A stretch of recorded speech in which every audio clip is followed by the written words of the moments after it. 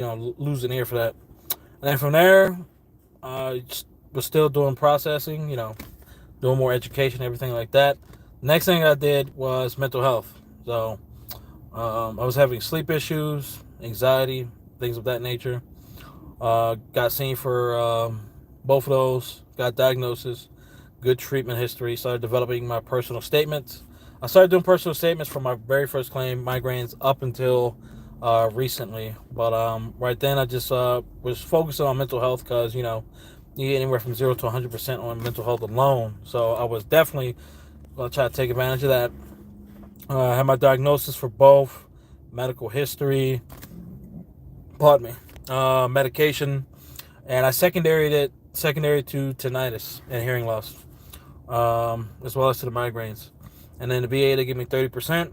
I was cool with that.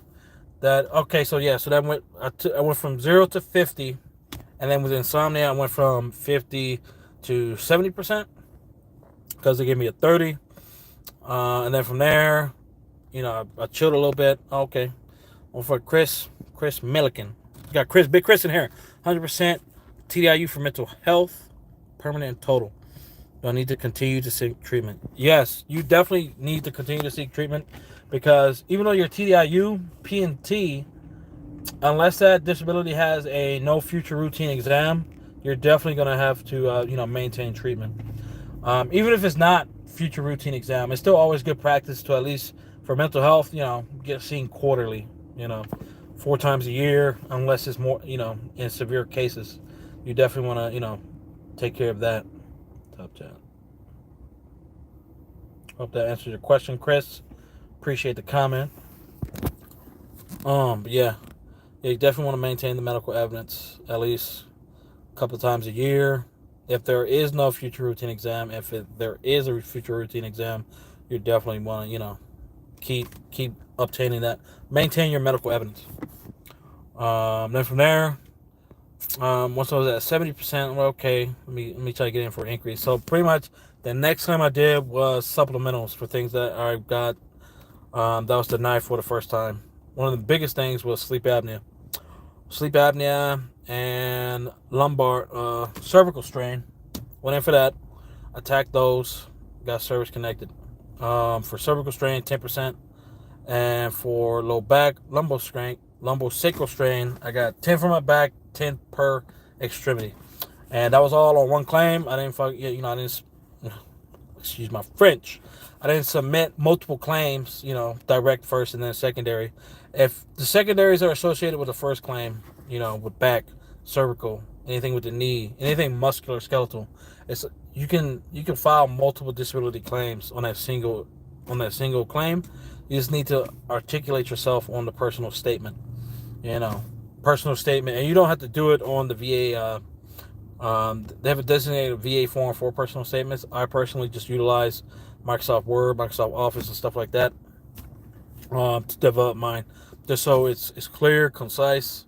I got what I'm filing for. I have my symptoms next, the frequency of the issues, and then I talk about how what are the impacts to my personal and to my work life. Then from there, I got service connected. I got pushed to 90%. Okay, cool. Bet. Got service connected for sleep apnea 50. Back and everything 30% total. No. Back was later. So for this one, I just did sleep apnea and cervical. 10% for cervical, 50% for sleep apnea. Put me from 70% to 90%. And then at this point, I'm like, okay, I'm at 90. Well, it says true 86%, rounded up. I was like, let me just figure it out, finish out strong. Because I'm sure it's going to be something that, something else that bothers me, physically or mentally, that was due to the military. Later on in life, I was like, fuck it, let me just push for 100% right now. So then that's at that point, I resubmitted my claim. I had a supplemental for my back. That's the one I got 10 for my back, 30% per each leg, as well as an increase to my insomnia and anxiety, as well as submitted for IBS and GERD that was being caused by jet fuel I ingested on my second deployment, and plantar fasciitis and flat feet that was service aggravated. So I had two things. I had one presumptive, one service aggravation, one increase, and one was a supplemental. And then I submitted that claim September of last year. By October, I had two exams.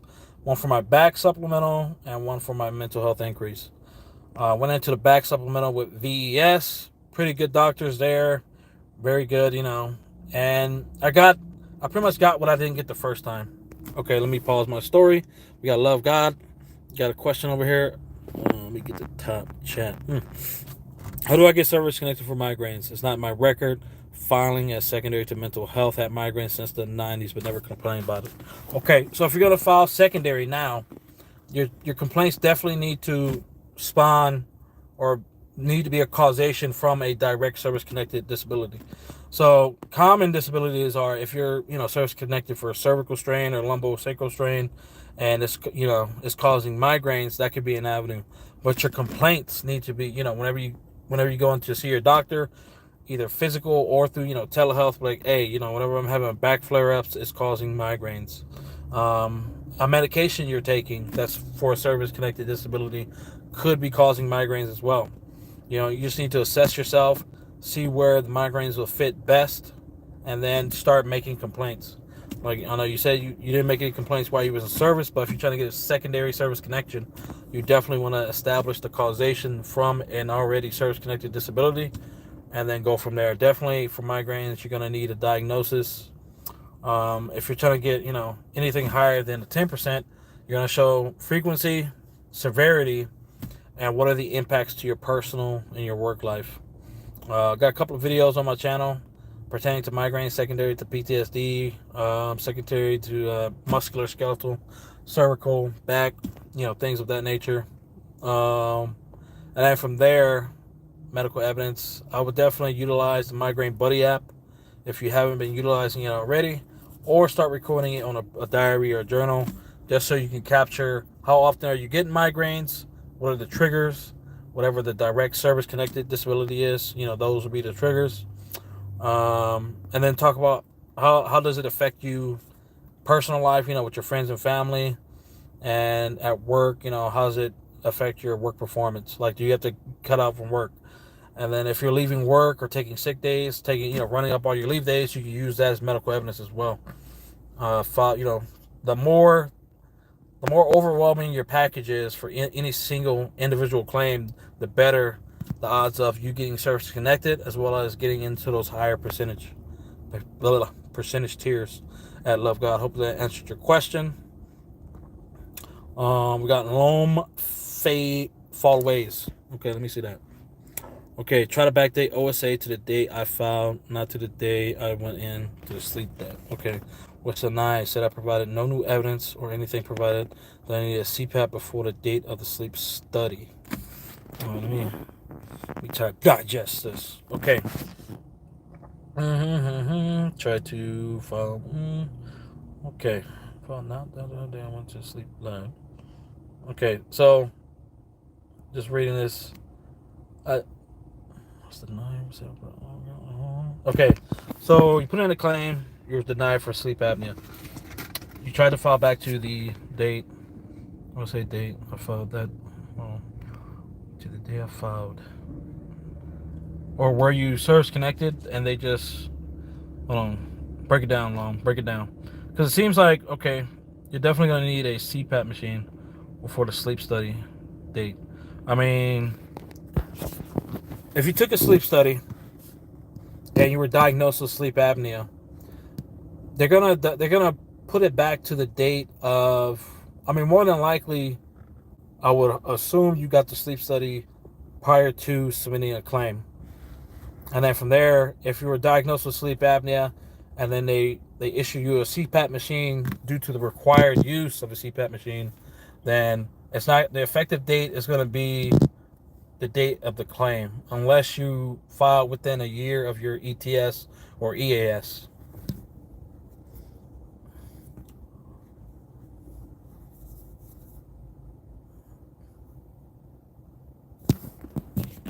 I mean, get with your boy, Lump.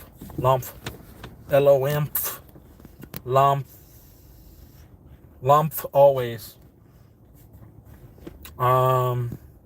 So yeah, talk about it. Chat with me. Say, what's the nice I provided no new evidence or anything providing that I needed a CPAP machine before the date of the sleep study. Okay. So what would I ask from you? Were you service connected or denied? Because I'm assuming you were denied. And from that, when the VA sent you the decision letter, what was the specific reason for denial?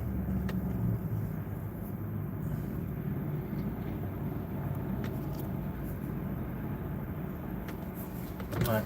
Well, while he or she gets into that, hopefully, okay, there you go. They sent me to a sleep study.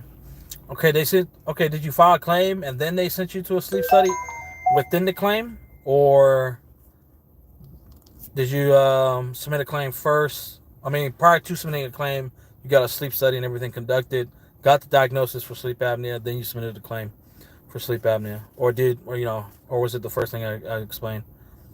Did you submit a claim for sleep apnea and then they did another sleep study? Or your first sleep study? I'm going to need the meat and potatoes. Nick the Magnificent. How can I get insomnia secondary to major depression and recurring anxiety? I take meds. I have sleep apnea, but gotten to 0%. So what steps you... Okay. So, Nick, let me see. Okay, secondary to sinusitis. Denied because not a sleep study. Okay. If you didn't have a sleep study, always when you submit that supplemental, you're gonna have to develop a personal statement that addresses that specific issue. It's like, hey, as well as your medical evidence needs to support, sleep apnea being secondary to sinusitis. Like pretty much your doctor, they evaluated you, they assessed you, as well as going through your complaints. It's causing sleep apnea. I'm not sure if you're taking medication for sinusitis or if it's just respiratory. The respiratory issues, they're interlinking. So if you have sinusitis, more than likely you have rhinitis and things of this nature. They already awarded me already. So you got sleep apnea. You were just trying to fight the effective date. All right, back to Nick. Nick. Okay.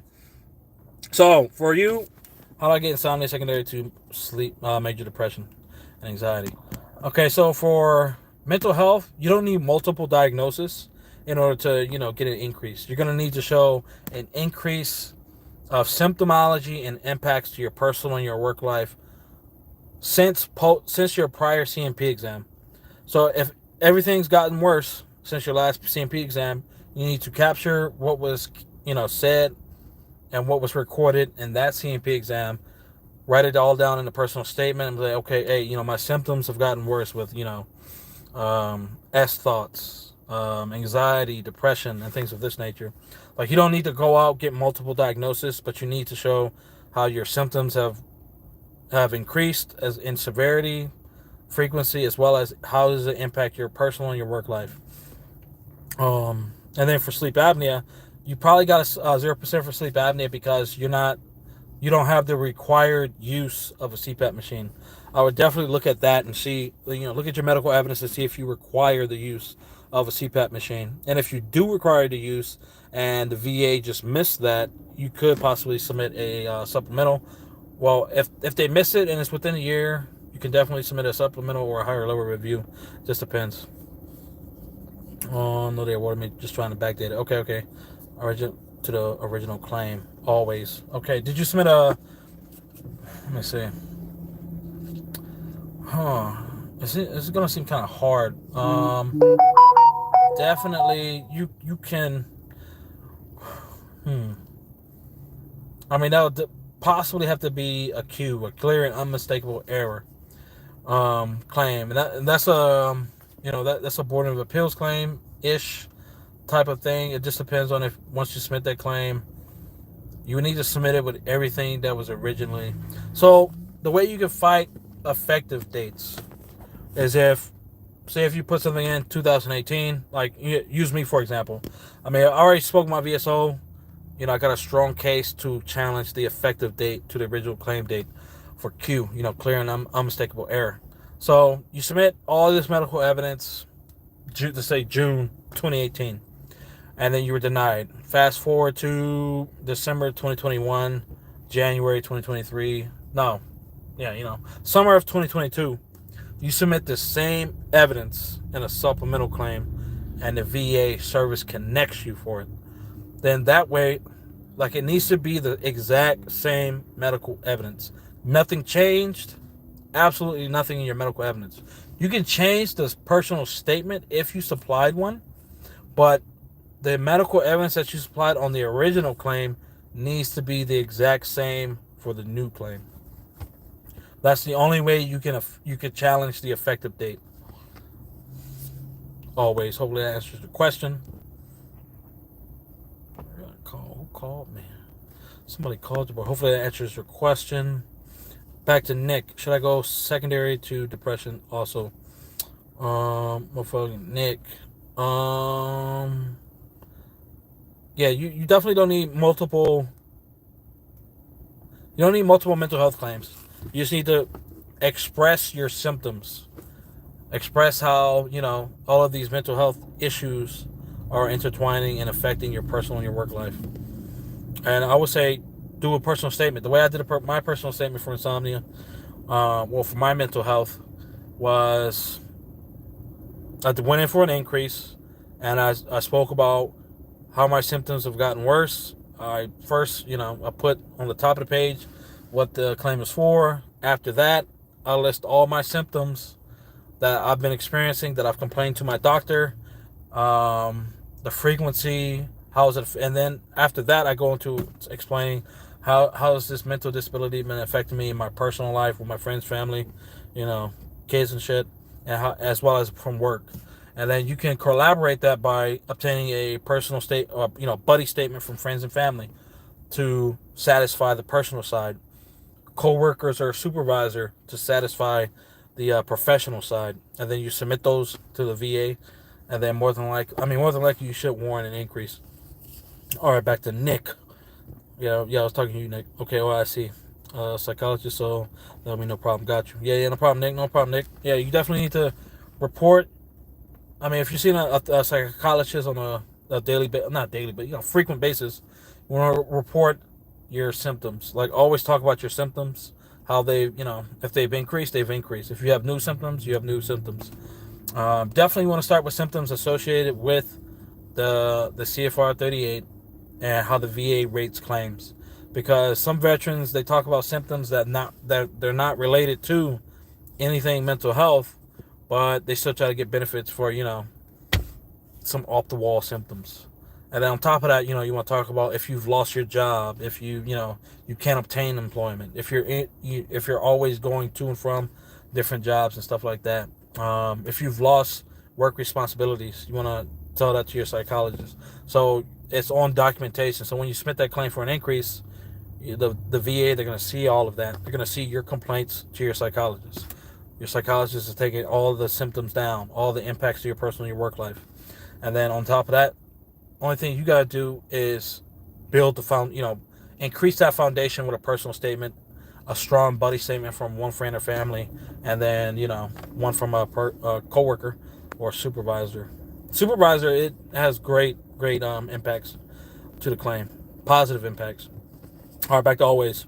Sleep Last said, I need CPAP, but will only pay from the date. Not that I feel. Is it just me, or does every claim go back to the date you filed? Yes, so it does go back to the date you filed, unless you're within a year of ETS, always. So say if you submitted a claim, where are we in? Fucking June. You submitted a claim last June 11th, like today's the 11th. It came back denied this past January, 4 or 5 months ago. And then you resubmitted a claim, a supplemental for that same claim, March, and it came back approved in well, as long as you submitted it in March, the effective date will go back until June of last year, for an original claim. But if you didn't keep that claim alive, or you didn't submit a claim within a year, then that's when the lapse begins. If that makes sense. Back to Nick. I'm at 70% for depression. Oh, sure. There you go. Yeah, definitely. Going from 70% to 100% for mental health is a stretch. It's a leap. So your medical evidence definitely needs to be on point, Nick. Definitely. And if you can like seek secondary options, by all means, I would say go off of those too. But you definitely, prior to submitting that claim for an increase, you definitely want to make sure you have everything in order to maintain 70, as well as to get an increase from 70% to 100%. So just keep that in mind. Any other questions? She bless. I see 3 on here. There's a third. Oh, 4. Okay. Hey, what's up, VA Disability? Hey, y'all got any questions? Take a look at the chat. I mean, I know it's 4 of y'all in here, but want to make sure I answer all questions. Oh, no problem, Nick. Definitely. If you want to, always talk offline. Okay, Lisa. You can always hit me up in the DMs. I think I have my personal email on the about page, or you can just hit me up in any comments. Always, what is a reasonable amount of rounds of supplementals and higher level reviews to file for dry eyes? 20% currently. For dry eyes, 20% currently at 0% before filing. So you're currently at 20%? I mean, it just all depends on your medical evidence. Like, if it strongly supports getting higher percentages, hey, by all means. Like, if the VA rater or the examiner, if they're missing, or if they're just not looking at the medical evidence that you supply, you don't have to keep, doing different rounds of higher level reviews and supplementals. But you definitely need to address that. Like, have you been doing, like, personal statements and stuff? Or you just been, like, submitting claims, and if they denied higher level review, and then for the supplemental.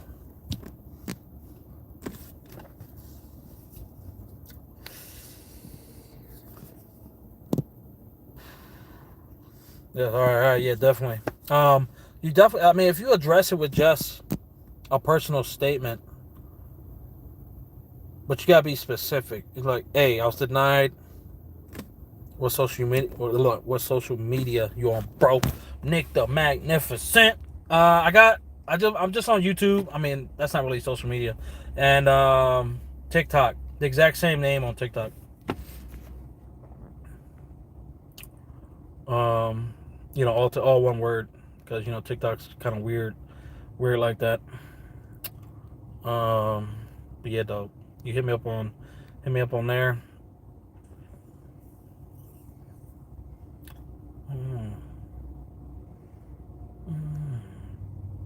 Anything else? But yeah, so yeah, definitely always if you address it specifically, a VA decision letter dated January 1st, 2023. Y'all denied me due to this issue, but my medical evidence supports 20% or 50% as sleep apnea. But my medical evidence wasn't considered. I mean, it was listed, but it doesn't seem like it was considered because you meet the criteria for that higher percentage. You definitely need to call it out. And if they denied you on a supplemental, you submit that higher level review. More than likely, at higher level reviews, they yield, an increase or service connection. So definitely you want to check that out. But, so I'm going to be on here for another 3 minutes. If you got any questions, let your boy know. Hopefully next time I go live, it'll be on my laptop, so it's not too weird looking. Got good input, got good some,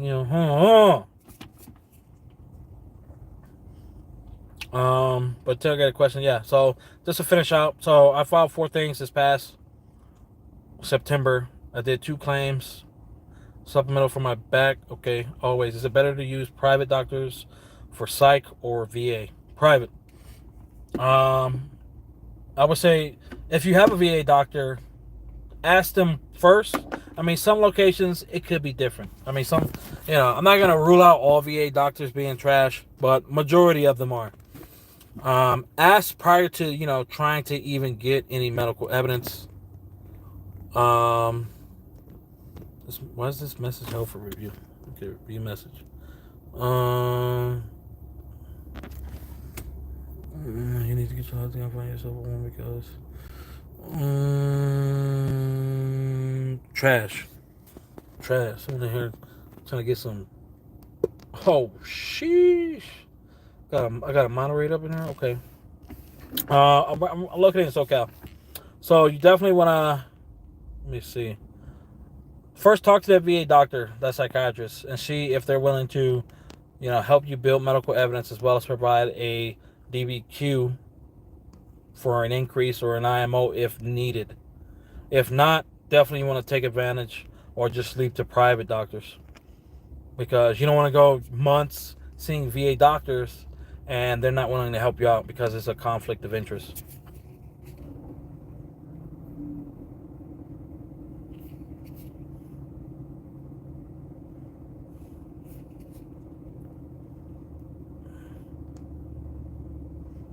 Me. Oh. Right. But until next time, if you got any questions, you can always hit me up in the comments. Hit me up on the community tab. I'm always on there. I'm always answering comments in individual videos on a regular basis. Just keep up with that. But hope y'all get those benefits. Stick with the claims process. Road to 100%. This depot, motherfucker, veterans, year to vet, 2023. Where they at? Hopefully, that answers your question. Always submitted. How do I get a private doc evaluation submitted? So you can the same way you would so you can file when you file a claim and you utilizing private doctors. You just need to provide either you can download it offline. Most private doctors have an online module. You can download all their notes, or if you take in like a DBQ specifically for them to fill out, you should get it back same day. If you have them create a IMO or letter, pretty much a letter or a statement supporting this disability more than likely started in the military or ex-veterans mental health has increased in severity and impacts to his personal and his work life are shown due to this. Definitely that's how you'll get that.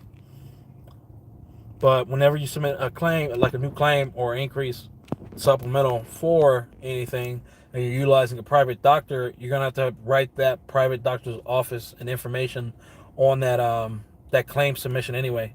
So even if you're unable to get all those details, and say if your doctor say, oh yeah,